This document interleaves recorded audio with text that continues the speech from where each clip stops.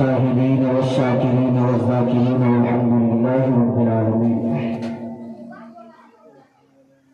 شاعر کہتا ہے کہ بڑا دلکش ہے ہر منظر مگر اچھا نہیں ہوتا۔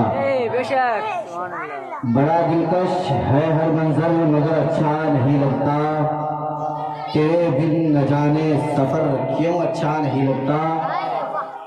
کہ بڑا دلکش ہے ہر منظر مگر اچھا نہیں لگتا، تیرے بن نہ جانے سفر کیوں اچھا نہیں لگتا۔ اور ساری نعمتیں موجود ہو گھر میں لیکن گر بیٹی نہ ہو گھر میں تو گھر اچھا نہیں۔ بول دیجئے سبحان اللہ۔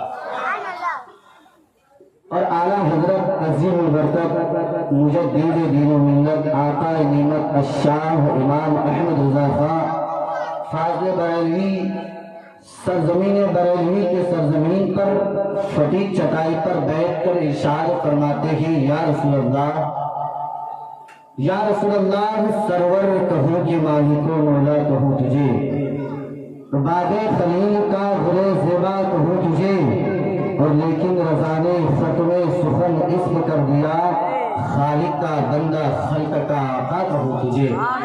حضرات آئیے آپ تمامی حضرات کے سامنے میں نے قرآن مقدس کی ایک مشہور آیت مبارکہ تلاوت کرنے کا شرف حاصل کیا ہے۔ اس میں روشنی ڈالنے سے پہلے غنبر خضراء میں آرام فرمانے والے آقا و مولا جناب احمد مصطفیٰ محمد مصطفیٰ صلی اللہ تعالیٰ علیہ وسلم کی بارگاہ میں جہاں 70,000 فرشتے صبح اور 70,000 فرشتے شام کو حاضری دیا کرتے ہیں، آئیے اسی نبی پر درود پڑھتے ہیں جس نبی کے بارے میں حضرت حلیمہ فرماتی ہے کہ جب بچپنا کا میرے مصطفیٰ کا عالم تھا اور بچپنا کے عالم میں مصطفیٰ کو جب میں جھولے میں سلا دیا کرتی تھی تو جھولے کے اندر مصطفیٰ کی انگلی اگر بائیں جا رہی تھی تو آسمان میں چاند بھی بائیں جا رہا تھا، جھولے میں مصطفیٰ کی انگلی اگر دائیں جا رہی تھی تو آسمان کا چاند بھی دائیں جا رہا تھا،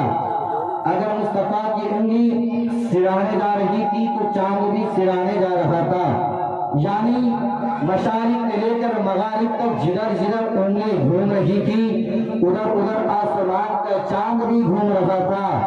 اس لیے تو میرے بریلوی کے امام نے ارشاد فرمایا کہ چاند جھک جاتا جدھر انگلی اٹھا دے مہد میں، چاند جھک جاتا جدھر انگلی اٹھا دے مہد میں، کیا ہی چلتا تھا اشاروں پر کھلونا روح کا۔ آئیے حضرات اسی نبی پر ہم رات اپنی غلامی کا ثبوت پیش کرتے ہوئے محبت کی تھالی میں سجا کر غنبر خضراء پیش کریں، بڑے باواز سے بلند اللہم صلی علی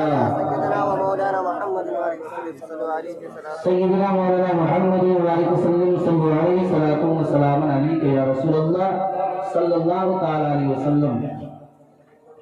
حضرات میں نے آپ کے سامنے کچھ وقت کے لیے کھڑا ہوا ہوں مگر میرے اندر اتنی حیثیت نہیں کہ اتنے بڑے شخصیت کے سامنے میں بیان کر سکوں، بس میں اس نیت سے کھڑا ہوا ہوں کہ حضرت کے سامنے میری کچھ اصلاح ہو جائے، بس اپنی اصلاح کے لیے میں آپ کے سامنے کچھ وقت کے لیے حاضر آیا ہوں۔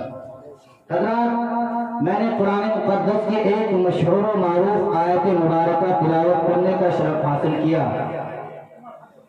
رب کائنات نے قرآن مجید میں ارشاد فرمایا، ہن لباس لکم وانتم لباس لہن۔ عورتیں مرد کے لباس ہیں اور مرد عورتوں کا لباس ہے۔ کیا ہے؟ مرد اور عورت ایک دوسرے کا لباس ہے۔ اللہ کے رسول صلی اللہ تعالی علیہ وسلم نے ارشاد فرمایا، النکاح من سنتی فمن رغب عن سنتی فلیس منی۔ نکاح کرنا میرے مصطفیٰ کی سنت ہے۔ کس کی سنت ہے؟ میرے مصطفیٰ کی سنت ہے۔ حدیثوں کے اندر آتا ہے کہ جب انسان نکاح کرتا ہے تو اس کا آدھا ایمان مکمل ہو جاتا ہے۔ بول دیجیے سبحان اللہ۔ نماز پڑھے تو آدھا ایمان مکمل کے بارے میں حدیثوں میں نہ آیا، قرآن پڑھو تو نہ آیا، بلکہ اللہ کے رسول صلی اللہ تعالی علیہ وسلم نے ارشاد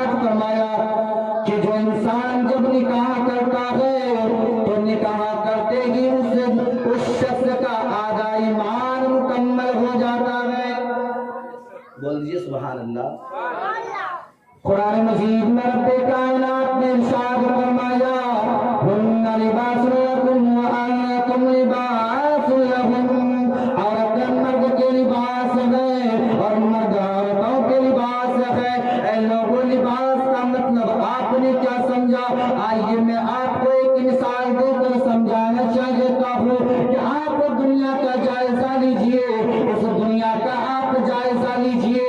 آپ کو لباس پہنتے ہوں گے، کپڑے خریدتے ہوں گے، دکان میں جا کر دکاندار سے یوں کہتے ہوں گے کہ اے دکاندار مجھے کپڑا دکھایا کرو۔ آپ کو جب وہ دکاندار کپڑا دکھایا کرتا ہے اور آپ کپڑے کو پسند کرتے ہیں، اس کے رنگ کو پسند کرتے ہیں، ہر ایک چیز کو پسند کرتے ہیں، پھر جب ان کی قیمت پسند کرنے کے بعد جب کپڑے کو اگھاڑ کر کھول کر دیکھتے ہیں، اگر اس کپڑے کے اندر کہیں داغ ڈبہ لگا ہوا ہو تو کیا آپ اس داغ ڈبے ہوئے کپڑے کو لینا پسند کریں گے؟ کریں گے؟ کپڑے کو پسند کیا، رنگ پسند کیا، قیمت پسند کیا، اگھاڑ کر دیکھا کہ کپڑے میں داغ دھبا لگا ہوا ہے یا کپڑا کٹا ہوا ہے، پھٹا ہوا ہے، لینا پسند کریں گے؟ کوئی بھی انسان ہے اس کپڑے کو پسند نہیں کرے گا، مگر رب کائنات نے قرآن میں فرمایا ہن لباس لکم وانتم لباس لہن، عورتیں مرد کے لباس ہے اور مرد عورتوں کے لباس ہے۔ اے لوگوں، جب آپ نے دکاندار کے پاس پہنچا، طرح طرح کے کپڑے کو پسند کیا، جب کپڑے کو آپ نے اگھاڑ کر کھول کر دیکھا تو اس میں اگر داغ ڈبہ لگا ہوا ہو تو آپ اس داغ ڈبے والے کپڑے کو لینا ہرگز پسند نہ کریں گے۔ اگر کپڑے کے اندر کہیں کٹ نکل جائے، کٹے ہوئے کپڑے کو لینا پسند نہ کریں گے۔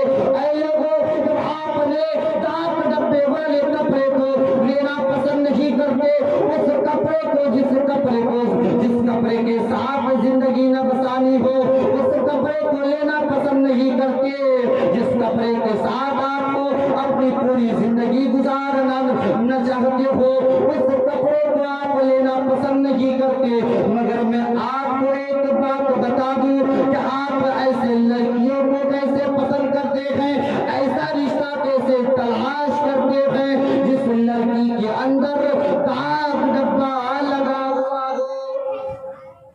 آج ہمارے لوگوں کا، جوانوں کا یہ عالم ہے کہ ہم ایسے لڑکیوں کو پسند کرتے ہیں جو مارکیٹ اور بازار میں بے پردگی گھوم رہی ہو، جن کی بال بڑی بڑی ہو، جن کے سر میں دوپٹہ نہ ہو، جو آدھی آدھی آستین والی کپڑے پہنتی ہو، ایسی لڑکی کو ہم اپنے نکاح میں لانا پسند کرتے ہیں۔ اللہ نے قرآن کے اندر فرمایا لباس تلاش کرو، لباس، ایسا لباس تلاش نہ کرو کہ جس لباس کو پہن کر پھر بھی آپ لوگوں کے نظریے میں تم ننگے دکھائی دے، مگر آپ ایسا لباس تلاش کریں، قرآن کے مطابق آپ رشتہ تلاش کریں۔ اے لوگوں، میں آپ سے بتانا چاہتا ہوں، آپ ایسی لڑکی سے رشتہ تلاش کرتے ہو جو مارکیٹ اور بازار میں بے پردگی گھوم رہی ہو، آپ ایسی لڑکی سے رشتہ تلاش کرتے ہو جو نماز کی پابندگی نہ ہو۔ اے لوگوں، آپ سوال کرنے والا سوال کر سکتا ہے کہ مولانا ذرا یہ بتائیے کہ کپڑے کو اگھاڑ کر اور کھول کر دیکھنے سے ہمیں پتا چل جاتا ہے کہ کپڑے کے اندر داغ ڈبہ لگا ہوا ہے، کپڑے کو کھول کر دیکھنے سے پتا چل جاتا ہے کہ اس کپڑے کے اندر کٹا ہوا ہے، مگر کسی لڑکی یا لڑکے کے اندر اگر داغ ڈبہ لگا ہوا ہو تو اس لڑکے یا اس لڑکی کو کیسے پہچانے؟ تو آپ کو اس چیز کے لیے کسی عالم یا کسی مفتی کی ضرورت نہ ہے، بلکہ آپ کسی اور شریعت اسلام سے پوچھے تھے، اے مذہب اسلام تو بتا دے کہ ایسے لڑکی کو ہم کیسے تلاش کریں کہ جس کے اندر داغ ڈبہ لگا ہوا ہو؟ تو مذہب اسلام نے ہمیں بتا دیا کہ جو لڑکی مارکیٹ اور بازار میں بے پردگی گھوم رہی ہو، سمجھ لو اسلام کے نزدیک کٹ ہے۔ جو لڑکی ماں باپ کی کہنا نہ مانتی ہو، سمجھ لو اسلام کے نزدیک کٹ ہے۔ جو لڑکی قرآن کی تلاوت کرنے سے دور بھاگتی ہو، سمجھ لو اسلام کے نزدیک کٹ ہے۔ جو لڑکی نماز پڑھنے سے دور بھاگتی ہو، سمجھ لو اسلام کے نزدیک کٹ ہے۔ جو فاطمہ الزہرا کی طرح زندگی کو نہ گزارتی ہو، ऐसे लड़की से रिश्ता करोगे तो वो लड़की आपके घर को जहन्नम में तब्दील कर देगी। मगर आपको ऐसी लड़की से तलाश करना है जो लड़की कुरान की तिलावत करती हो, ऐसी लड़की से निकाह करना है जो लड़की मुस्तफा के तरीकों पर चलती हो, जो फातिमा ज़हरा की जिंदगी की तरह अपनी जिंदगी को गुजारती हो, जो कुरान की तिलावत कर रही हो, माँ बाप की कहना मानती हो। जब आप ऐसी लड़की से रिश्ता जोड़ोगे तो कसम खुदा की जब ये लड़की ससुराल को आएगी तो नेमत बनकर आएगी, और जब वो माए बनेगी तो उनके कदम के नीचे जन्नत हुआ करेगी। आज हम लोग जो हैं उन लोगों के पीछे ज्यादा भागते हैं, और जाहिर सी बात है आज हम लोग के अंदर ना एक की बेटी दूसरों की बेटी दूसरे के बेटे, इन सारी चीजें गलत फहमियाँ हमारे अंदर भरी हुई है। आपको जो है किसी की बहन बेटी की बुराइयां करने की क्या जरूरत है जरूरत? वक्त बर्बाद होगा, कोई जरूरत नहीं। दो फरिश्ते बैठे हुए हैं, हमने कुछ गलत किया तो वो लिखकर अपना काम करके चले जाएंगे। मरने के बाद भाई तो वहाँ कोई बचाने वाला नहीं होगा, फिर तो सटासट पड़ेगा, कोई बचाने वाला नहीं होगा। मगर मैं आपको बता दूं कि जब आप एक दूसरे की बेटी एक दूसरे के बेटे के बारे में बुराइयां करते हैं, अरे उनकी बेटी तो मोबाइल लेके घूम रही है, उनकी बेटी ऐसी कर रही है, उसका बेटा ऐसा कर रहा है, आपको किसी की बहन बेटी की तरफ बोलने की उंगली उठाने की जरूरत नहीं है। अब आप सवाल करेंगे कि दूसरे की बेटी को अगर मैं न धमकाऊं, उनको न बोलूं, तो फिर ये मुआशरा और भी बिगड़ जाएगा।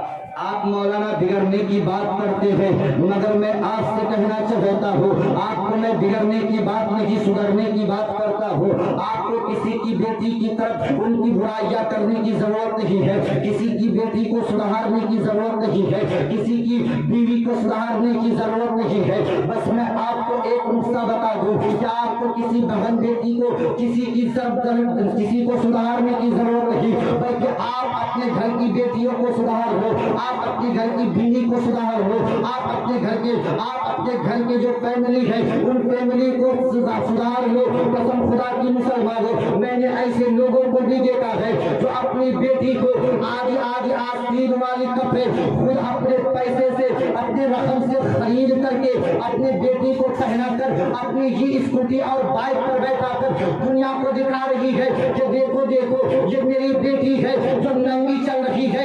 ऐ लोगों, आपको दुनिया को दिखाने की जरूरत नहीं, एक बाप होकर के अपनी बेटी की इज्जत को देख रहे हो, शर्म नहीं आती है? मैं आपसे कहना चाहता हूँ, आप ऐसी बेटियों की बात को आप क्यों रिस्पेक्ट करते हैं जो बेटी कह रही है अब्बा अगर आपने मुझे फलाना ड्रेस अगर आपने लाकर नहीं दिया मैं शादियों में न जाऊंगी, अगर आपने मुझे फलाना कपड़ा न दिया तो मैं स्कूल और कॉलेज जाना बंद कर दूंगी। मैं आपसे कहना चाहता हूँ कि अगर बेटी स्कूल और कॉलेज जाना बंद कर दे, अगर कुरान के खिलाफ बेटी को कदम उठाने न दे, अगर बेटी स्कूल और कॉलेज और शादी मार्केटों में जाना बंद कर दे, ये गवारा है। मगर बेटी को कुरान के मुस्तफा के तरीकों पर झुटलाने की सबक मत दो। ऐ लोगों, आपसे मैं यूं कहना चाहता हूँ कि आज के लोग अगर अपने अपने घर की बहन और बेटी को अगर सुधार लेगा, कसम खुदा की पूरा मुआशरा सुधरता हुआ नजर आएगा। आज हमारी बेटियों के पास मोबाइल है, हमारी बेटियां स्कूल जाती है, हमने कभी तवज्जो नहीं दिया कि बेटी स्कूल जाती कि नहीं जाती है। कभी हमने पूछा, अपने दिल के अंदर जरा झांक कर देखो, हमने अपनी बेटी को कभी पूछा कि बेटी आप कहाँ जा रही है, कितने बजे स्कूल है, क्या पढ़ रही है, नहीं पढ़ रही है? हम कोई तवज्जो नहीं देते। बाद में इसका जो रिजल्ट आता है ना, पता चलता है कि फलाना की बेटी फलाना के साथ अपना जो है रिश्ता बनाकर भाग गई है। उस वक्त बाप को अपना सर झुकाना पड़ता है। उस वक्त आपको सोचने की जरूरत नहीं, सोचने की जरूरत पहले थी। अगर आप पहले अपने बेटी और बेटों को अगर सुधार लेते, आज आपको सर झुकाने की जरूरत न पड़ती। हजरात, मैं आपको बता दूं कि कुरान मजीद में रब्बे कायनात ने फरमाया हुन्ना लिबासुल लकुम व अंतुम लिबासुल लहुन, औरत और मर्द एक दूसरे का लिबास है। आप लिबास तलाश करें और ऐसा लिबास तलाश करें जिस लिबास के बारे में कुरान और हदीस में जिक्र आया। اور آج جو ہم شادیاں کر رہے ہیں نا، شادیوں میں فضول خرچ کر رہے ہیں. اور آج تو زمانے میں نے پہلے فقیر کا نام سنتا تھا، آج انٹرنیشنل فقیر نکل گیا ہے، دہیج مانگنے والا. اے لوگوں چلو فاطمہ الزہرا کی طرف، نبی کی بیٹیوں کی طرف چلو.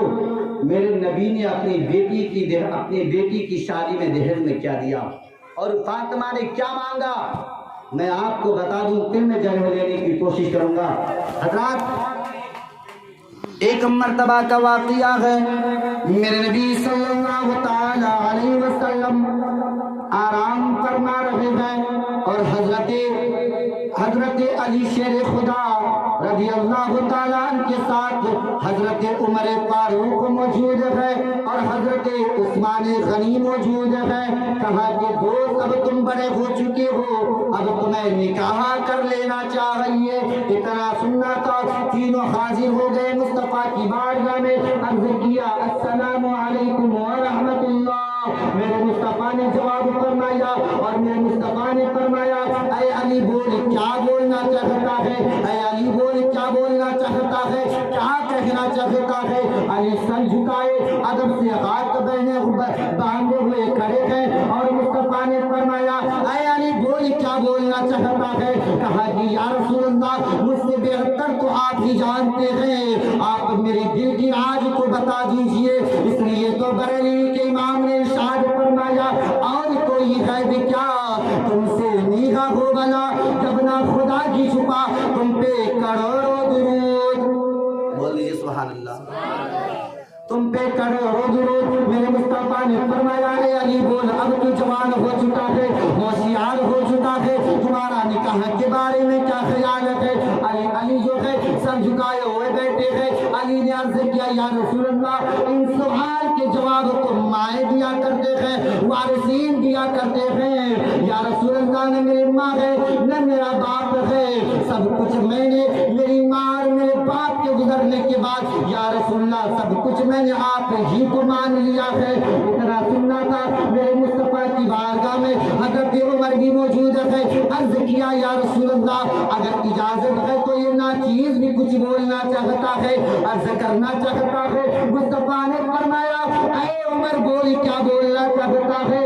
میرے مصطفیٰ کی بارگاہ میں عرض کیا یا رسول اللہ میں یہ چاہتا ہوں، میں یہ سوچ رہا تھا کہ علی کو فاطمہ کو علی کی طرح اتنا بہتر رشتہ اس کائنات میں نہیں مل سکتا. یا رسول اللہ علی کو آپ اپنی بیٹی فاطمہ کے ساتھ نکاح کرا دیجئے. اتنا سننا تھا. مصطفیٰ کھڑے ہو گئے، میرے نبی کھڑے ہو گئے اور کھڑے ہو کر کے تب تک کہ جبریل حاضر ہو گئے. عرض کیے یا رسول اللہ رب نے سلام بھیجا ہے، پیغام بھیجا ہے. مصطفیٰ نے فرمایا کہ اے جبریل بول کیا پیغام لایا ہے.